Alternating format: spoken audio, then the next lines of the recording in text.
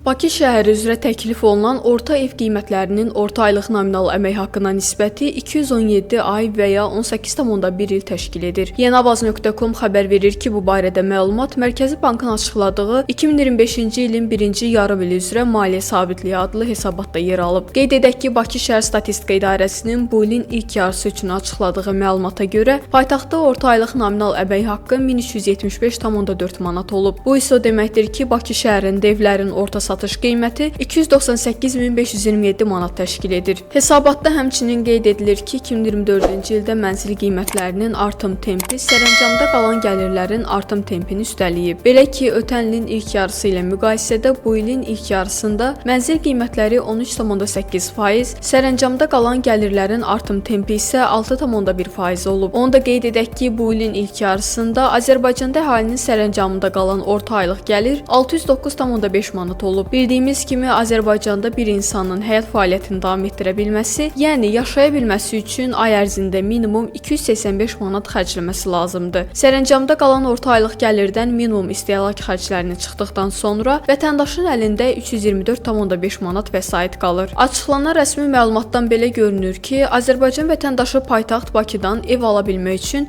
fasiləsiz olaraq 920 ay və ya 76,6 il ödəniş etməlidir. Dövlət Statistika Komitəsinin açıqladığı son məlumata görə Azərbaycanda insanların orta ömür müddəti 76,9 ilə bərabərdir. Məlumat üçün bildirək ki, ötən il Bakı şəhəri üzrə təklif olunan orta ev qiymətlərinin orta aylıq nominal əmək haqqına nisbəti 189 ay və ya 15,7 il təşkil edib. Ötən il paytaxtda orta aylıq nominal əmək haqqı 1255,5 manat olduğu üçün Bakı şəhərində evlərin orta satış qiyməti 237.290 manat təşkil edib.